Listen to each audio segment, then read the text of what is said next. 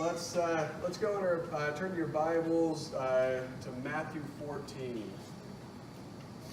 Matthew 14, and we're going to be reading verses 22 through 32.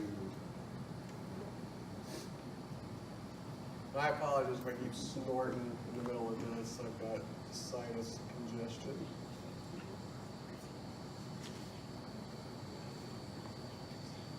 All right, Matthew 14, we'll look at verses 22 through 32.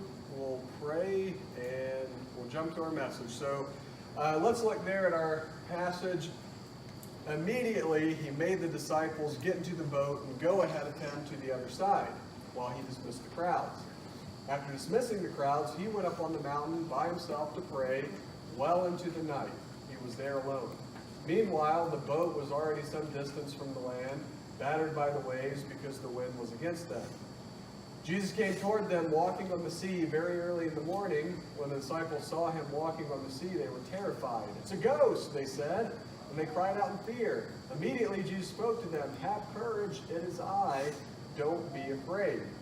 "Lord, if it's you," Peter answered him, "command me to come to you on the water." He said, "Come." And climbing out of the boat, Peter started walking on the water and came toward Jesus. But when he saw the strength of the wind, he was afraid. And beginning to sink, he cried out, "Lord, save me." Immediately, Jesus reached out his hand, caught a hold of him, and said to him, "You of little faith, why did you doubt?" When they got into the boat, the wind ceased. And then here, verse 33, then those in the boat worshipped him and said, "Truly, you are the Son of God." Let's pray. God, once again, thank you for the day you've given us, for this morning. Bless this word you've given to us. Speak through me. Speak to all of us. We ask in your name. Amen. When I've mentioned this before, but when I was in high school, I ran cross country all 4 years, and I actually enjoyed it. You know, I didn't enjoy the pain of like running necessarily. Especially in a race because it hurt so bad, but the pride and fulfillment of hard work and accomplishment, felt good. Especially for me, because as I mentioned last week, I wasn't like some super popular person. I didn't have a ton of great talents that everyone noticed, so it felt good to be decent at something and when I ran. And one thing that running in high school did for me was it allowed me to reach goals that I didn't think were possible. It pushed me harder than I had ever really been pushed. Because my first year when I started running, I remember talking to my friend Stevie. We were good friends through high school. And our freshman year, we both, the cross-country coach was our building maintenance teacher. And that class was full of a bunch of troubled individuals, and then there was a few of us that were like otherwise in honors classes, and I have no idea why we took building maintenance. But Bill Barnes was the coach, and he was the teacher in that class, and he had put up the thing that this is the first year they were starting cross country in their school. And me and my friend Steve, we were like, "Oh, we're decent at running. Let's try it." And we asked how long it was, and he's like, three miles, 3-mile race. And we're like, "What? You were like a mile, man. You're talking about running. I'm not running that far." But I was a little nervous. I was like, "Hey, can I really do 3 miles?" And so first practice, he just said, "I want you to run as far as you can. Just run until you're too tired to go." And I thought, there's no way I'm going to get 3 miles. And I didn't. I got like 1.5 miles or so, and then I was done. But throughout the season, the practice season, worked up 3 miles. We did our races, and I felt good about it. So the next year, I came out for cross country, and I had the benefit of my muscles being a little more in tune with running that distance. And I also had the mental benefit of having attained that goal before. So even though I wasn't in running shape at the beginning of the year when we went out for cross country, it was like, okay, first practice, run as far as you can, and I did the whole 3 miles. I wasn't in shape, but in my younger, youthful days of high school, I just pushed through it and did 3 miles. So, it was kind of cool to have that ability. And then, through my years of high school, I considered myself a runner. It was like, yeah, if someone were to say, are you a runner? I could confidently say, yep, I'm a runner. It was nothing to run out and do 6 or 7 miles. Felt good. But the mentality I would gain would only be good for a certain amount of time. It kind of had an expiration date on it. And I found that out a few years ago. We were still living in the parsonage at the time in Racine, and I found out there was a 5K that was going to be going on at the park. I think it was like the Party in the Park 5K, possibly. And I was like, you know what? I told Kim, I'm doing that race. I'm going to do it, no big deal. And she's like, you haven't ran in a long time. I'm like, I got like a month to train for it, I'll be fine. Or maybe it was a week, I can't remember. But I was like, I'm going to do it. You know, I'm doing this race. And so I even hopped on the treadmill. Like, I know I'm not in shape, but I'm just going to run 3 miles. And then I'm going to take it slow. I'll do it under 25 minutes, whatever. You know, I'll do it slow, 25 minutes. It was like over 30. And when I say I was dead, like, Kim was like, why are you doing this? And I was like, I'm going to get 3 miles. And it was pitiful. Like, I looked like I was dying. And I was so confident from my running days 15 years prior that I forgot that it had been 15 years that I really trained. And, you know, it was, don't get me wrong, you know, I finished the 3 miles, but I wasn't in that type of shape. You know, I figured out sheer willpower, I could do it, but you know, again, there's a moment in our lives where our desire to do something overrides the reality of our actual strength and abilities. And Peter in this passage, he's kind of in a prime position to do something big. And he's like, you know what? If anyone's going to jump out and walk in the water, it's going to be me. I got this. You know, Peter, I guess I maybe had my Peter moment in trying to run 3 miles like that. And Peter here, you know, he's going to step out of the boat and walk on the water with Jesus. Now, don't get me wrong, this is a very noble, a very virtuous decision to make. You know, Peter doesn't seem to, you know, just want to be the best. Like, I think there's a genuine desire for Peter to, like, actually do what Christ is doing. He's like, listen, you've called me to follow you. If you're doing big things, I'm going to do big things with you.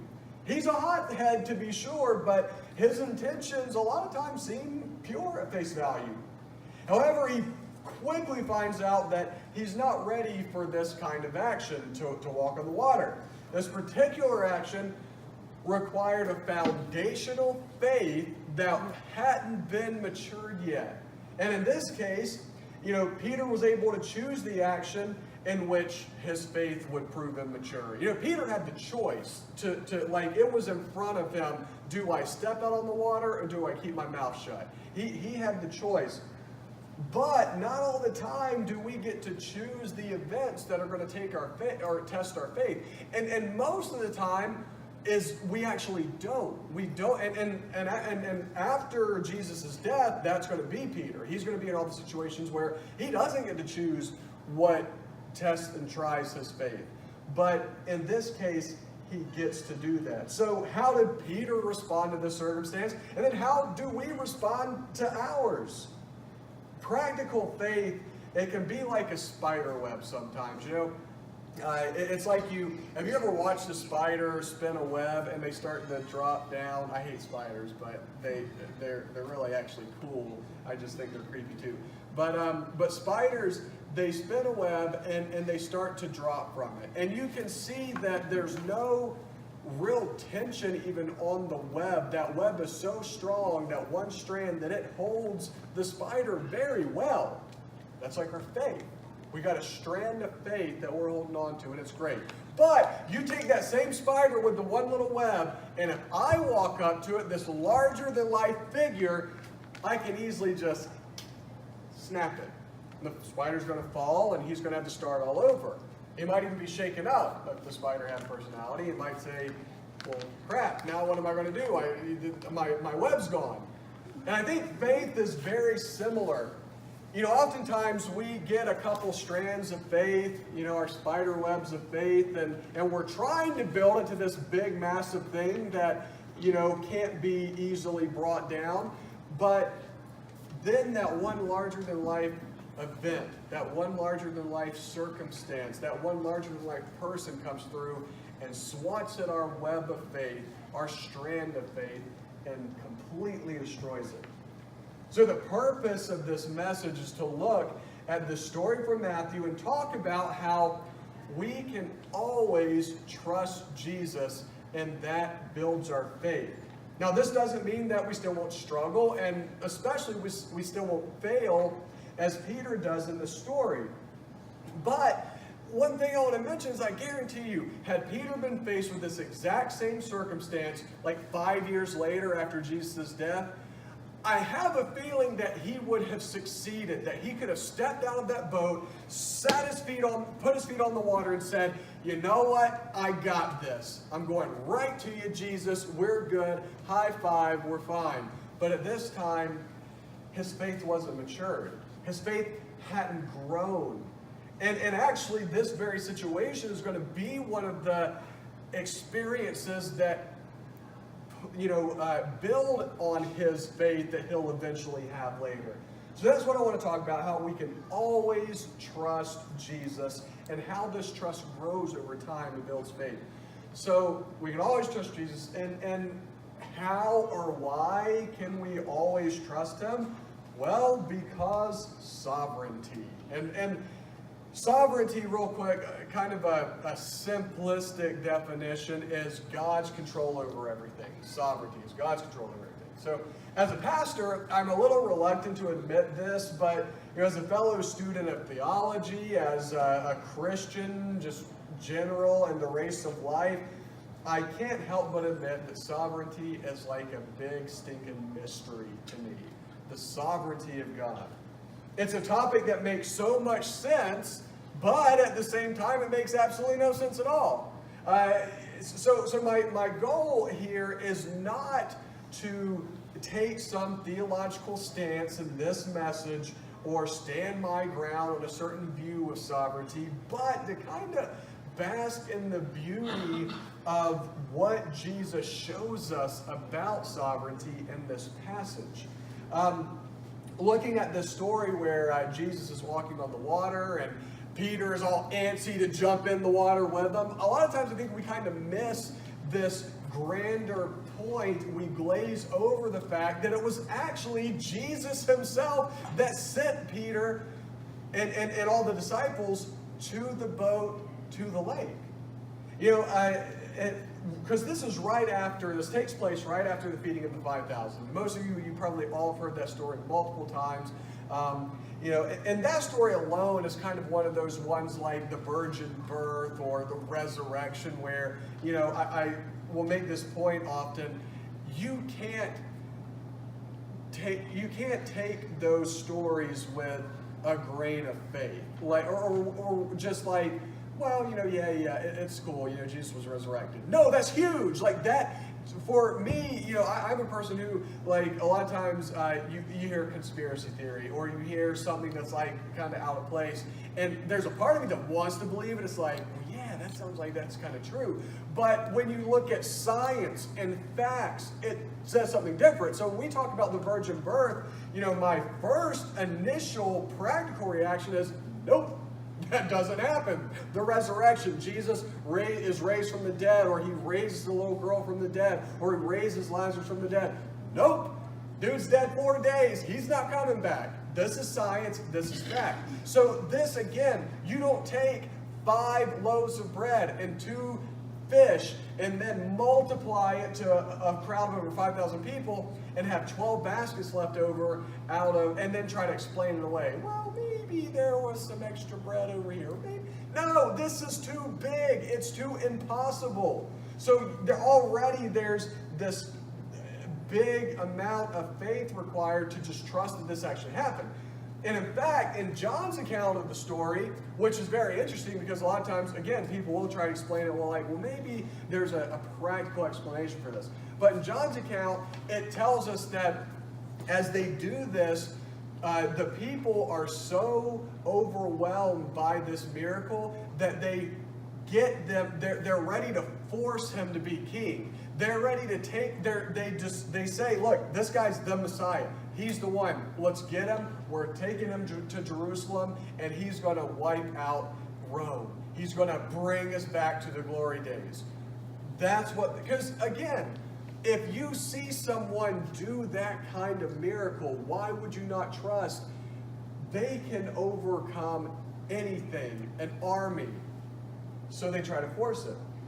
So again, Jesus is the one, as this happening, who sends them away. He's like, look, we got to, make like a baby, head out. You guys get in the boat, go to the other side of the shore. I'm going to the mountain to pray. I'll come and find you on the other side. So David Platt, in his commentary, he said this, and it's a sort of long passage, so just follow me here. According to the Bible, there is no question that God sovereignly ordains trials in our lives at various points in order to reveal his character and nature to us in ways that we can never know apart from the storm. Basically saying, listen, God designs these trials for your life so you can experience him in a way you never could before. And then he says it's in the middle of this storm that the presence of Christ becomes all the more real. This is a truth that Jesus will reiterate at the end of Matthew's gospel as he promises to be with his disciples as they go to the ends of the earth with an unpopular gospel message. He is with us, therefore we have no reason to fear. See, practically, the disciples, they needed to be tested.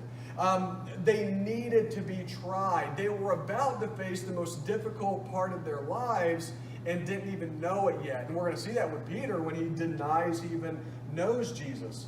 So they're going to need thick skin. They needed to be forced into brokenness so they could watch as Jesus picked up the pieces and said, I am with you. This is what a sovereign God does. He sees our needs before we ever even know their needs, and he allows or even designs trials in order that we might grow stronger. We've often heard this phrase, and maybe we even said it, I probably even said it myself before, God will never give you more than you can handle. And see, there's a part of me that doesn't believe this. And first of all, it's not actually a Bible verse that's based on. It's kind of a derivation of a verse, I think, out of 1 Corinthians, that he will tempt us past, I forget the exact wordage. But so it's not that he's won't give us more than we can handle. But secondly, God most certainly does give us more than we can handle, so he can show us that he is the one who handles it. And oftentimes, we can take that and be like, oh yeah, like that's a game of semantics. That's you're playing with words there. Is it, God handles it for me, or But no, I think the idea here is that we try to face these challenges on our own. Because think to yourself, how often do you face a trial? Do you face something, and until it gets really bad, do you start to pray about it? I do it all the time. I'm like, something happens and I'm working, I'm trying. And even if I do pray, it's kind of like these little tiny prayers like, God, come on, please help me with this. But it's not until it gets bad that I'm like, God, please help me bring the fire down from heaven and accomplish the miracle. Why would I not pray that at the beginning of it? I think sometimes God gives us more than what we can handle in ourselves, so it brings us to our knees to say, God, I need you. And eventually, he doesn't have to bring down the hammer, because we say at the start of the issue, God, I need you. I can't do it on my own. Give me strength. It's in these moments that we see God do miraculous things. These are the healings that you can't explain. It's the restored relationship that you thought was impossible to restore. It's the broken person who overcomes addiction, anger, lust, bitterness, or whatever is holding them down. It's that point when we surrender and say, I'm not in control, God. You're the one in control. I'm sinking, and I need your hand to pull me up. It's a sovereign God who designs the things that will bring us out stronger on the other side. And it's these things that will transform us. This is how we know we can always trust Jesus, because he's sovereign. But also, because circumstances don't affect Jesus, Jesus affects circumstances. Back in 2012, you guys probably remember that insane, I think it was called a derecho storm that came through and knocked out power for like 2 weeks or something. It was horrible. Yeah, if you think it's hot in here, remember when we all went to church on Sunday of July? Was it July 3rd? It was June. It was July because it was. I was working on the July 4th parade float. Yeah. It happened in June, but it was a Sunday in July. Yeah. Church. And me and Ryan ran up to his house and got fans to try to cool the little room in the gym. Yeah, it was church miserable. Yeah. Yeah.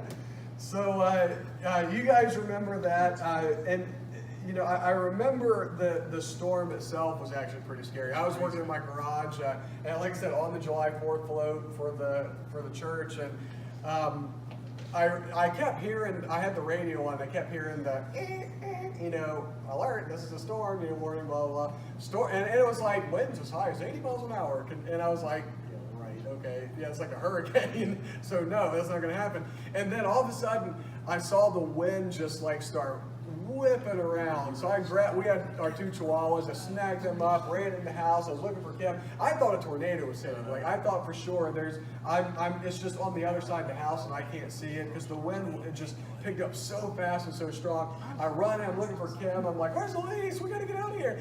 And she's in the front room with all the windows and she's like, oh, wow. And I'm like, we need to leave. We gotta get to safety. And I was like, there's gotta be a funnel cloud somewhere. And we didn't see anything, but we just saw the wind.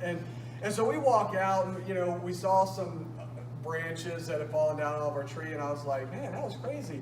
Well, then we see everyone standing outside. I'm like, what is going on? So we drive around and trees have fallen on top of houses and cars and trucks. And we're like, we got lucky, nothing happened. So just so a few days later and one red-faced 3-month-old later, Elise, poor thing, she just stayed so hot.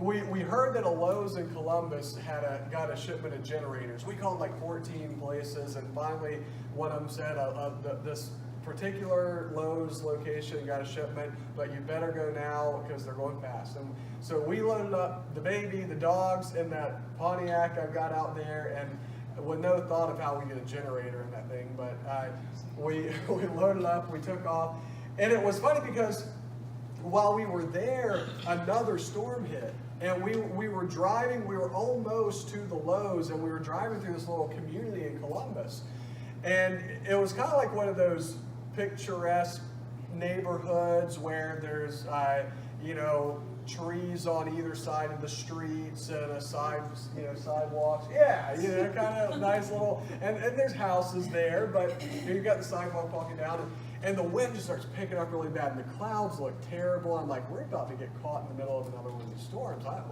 really nervous, and so I'm getting really nervous, and then the wind just, going crazy again. We see a literal 4-person tent, fully assembled, fly right past our car.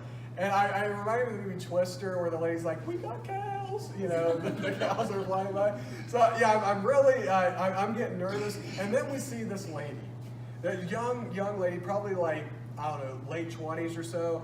And she's just walking down the sidewalk, no umbrella, no nothing. The rain, the wind is just beating her. And I'm like, is that a lady standing out in the storm?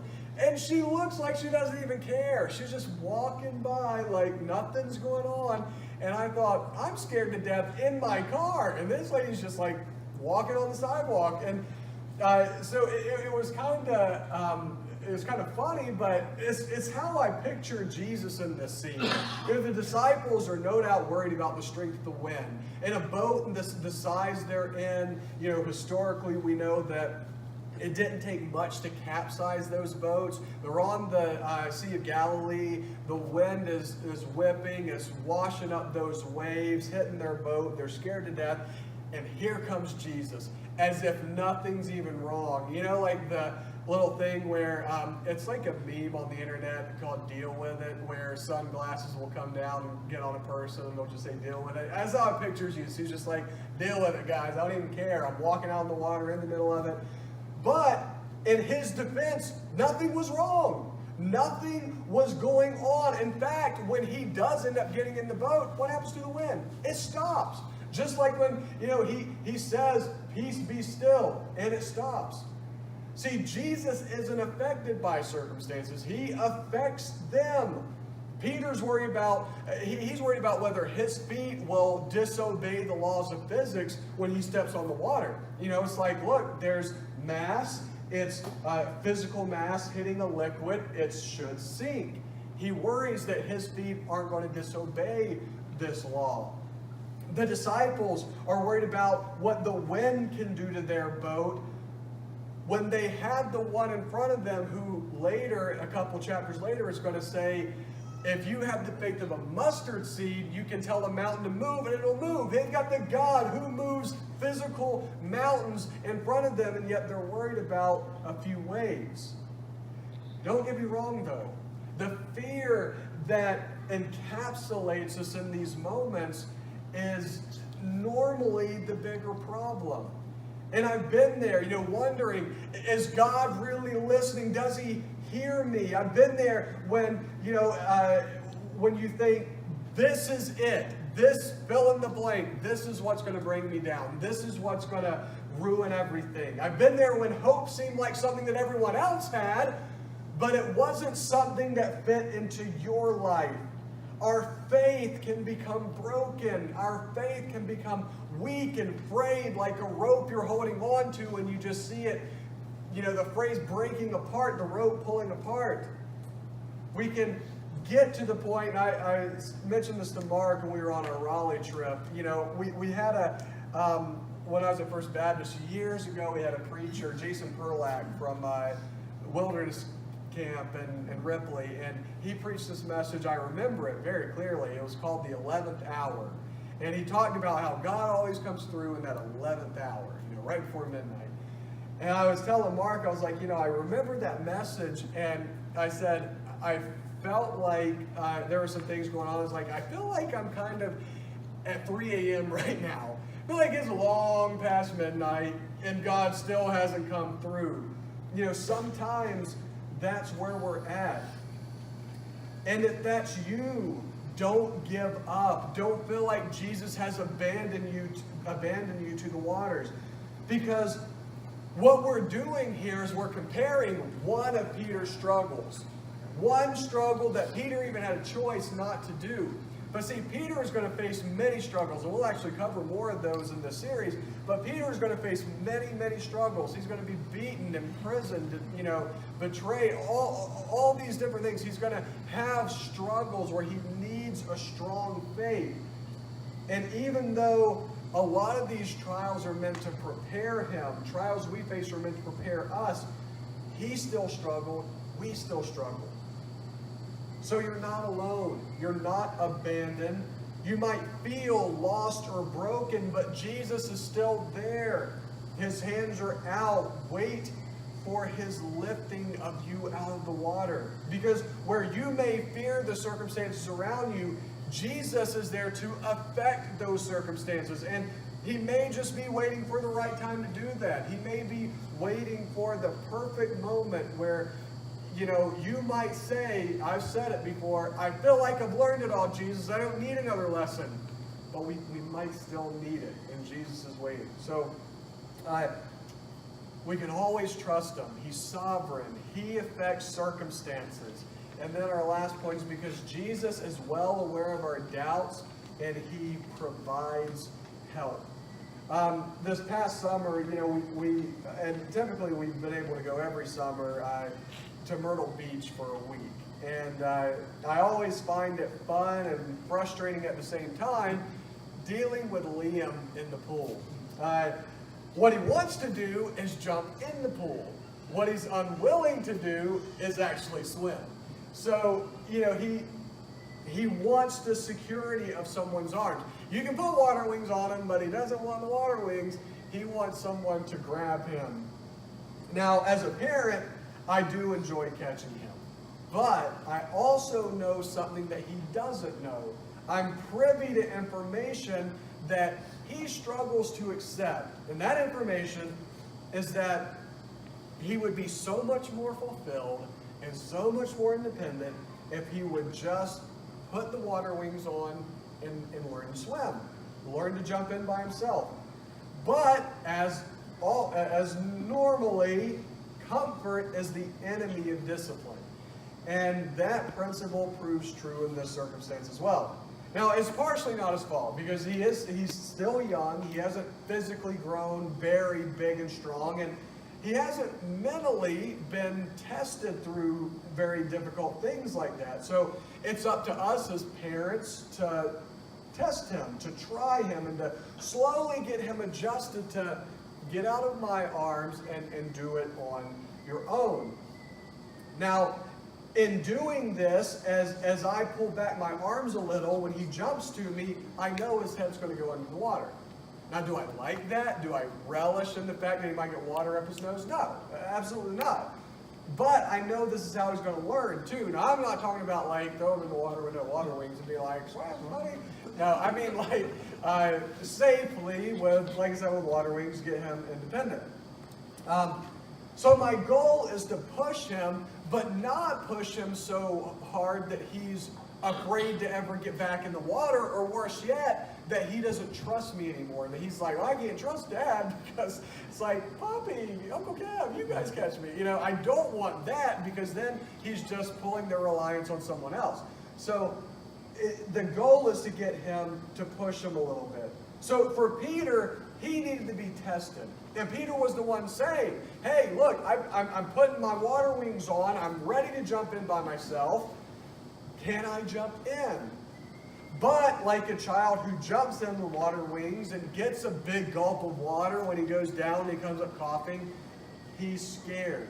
He's panicked. Peter gets panicked. He took his eyes off of the one who was there, rooting for him, hoping he would make the right decision, and he let himself sink. See, Jesus is well aware of our doubts and fears. He knows our innermost being, our innermost thoughts, our innermost fears and insecurities, and he's not looking to crush us. You know, instead, as we see in Matthew 11, Jesus is ready to lift our burdens, especially in the context of Matthew 11, those burdens that are heaped upon us by religion. In the name of religion. You know, we so often use religion to put more burdens upon one another when it's never meant for that. It's meant for freedom. True religion that comes from God is meant to free us. It's like when Peter goes to Jesus and Jesus reaches out his hand and he catches Peter. He asks him, you of little faith, why did you doubt? Now often, I think this is construed in a negative connotation, like Jesus is almost like calling him a name. You're the one with little faith, man. You don't have any faith. But I don't read that at all. To me, contextually, and who Jesus is, when Peter, now don't get me wrong, Jesus ends up calling Peter Satan later. You know, and I actually think we're going to talk about that passage in one of our messages. But he ends up calling Peter, get behind me, Satan. So Jesus wasn't above saying, hey, listen, this is serious. I'm giving you a label because you're making a bad decision here. But I don't believe contextually this is what's happening here. When he says, you of little faith, why did you doubt? The tone seems positive. He grabs Peter and says, like if Liam jumps in the water and becomes scared, like I was going to catch him. You know, it's like I grab Liam and say, buddy, did you not think I would catch you? Did you really not? And I think that's where Jesus says, Peter, you got your faith, man, it's little. Did you not think that I would be here for you and let you stand on this water and not let you sink? It's not in my character to let go of my son. It's not in Jesus' character to let go of us. Jesus knows your doubts. He knows your fears. He's aware of the storms that you're facing. And if your faith is weakened because of it, don't lose hope. And because there's Jesus who has his hand out saying, I'm not going to let you sink. I'm not going to let you go under. That's not my character. God's there ready to provide exactly what is needed for our faith to be strengthened. Now, sometimes it's a good thing. It's like our prayer is answered the way we want to be answered, and we're hallelujah, hands in the air, God is good. But sometimes it's not. And that's the hard part. We're not promised, and Mark even kind of added on to the post on Facebook that I originally written about this. He added on this. Not always, we're not promised a perfect answer every time. We're not always promised everything's going to be great. Sometimes things are going to hurt.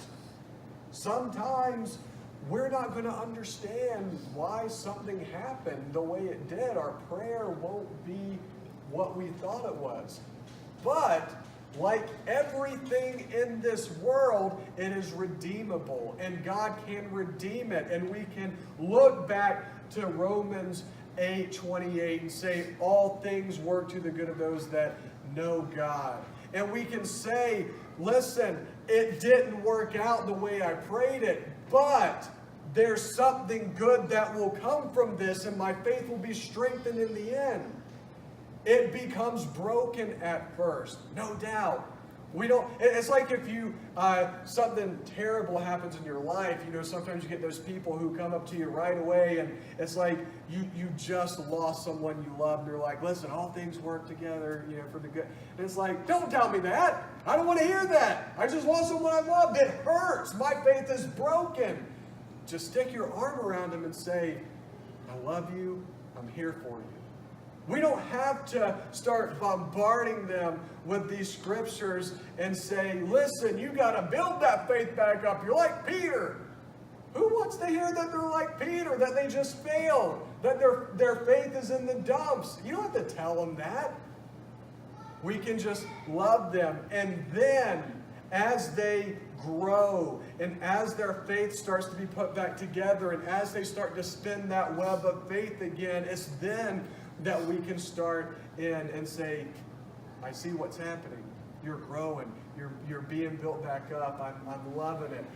Is there anything I can do to help? Is there anything I can do to pray for you? Sometimes these things happen, and it's just little specks of hope, little glimpses of purpose that we receive as we seek this redemption for our faith. It's hard. Peter, he failed. But in Jesus' words, you have little faith. Why did you doubt? If it's contextually the way I'm reading it, is Peter should take that and say, okay, he's here. He's not going to let me go. He's telling me my faith is weak because I'm not trusting him. And he caught me. So I can use this to build, to grow. And then, one other thing. Notice what happens at the end of the passage. When they get in the boat, their answer, and the winds all cease, they have no other reaction other than, this is the Son of God. When God answers prayer, when God doesn't answer the way we want, but then he redeems that faith by building us back up, we have no other option but to say, this is the Son of God. He has power. He has purpose for me. He's going to keep a hold of me. So if you're struggling with your faith, wondering what God might be doing, keep hoping, keep trusting him. Let God's Spirit strengthen you, because we can always trust Jesus. Let's pray again. God, once again, we're thankful for your love. We're thankful for grace and mercy. We're thankful for the words that you've given us out of here about Peter. Help us to keep our faith and trust in you. We ask in your name. Amen.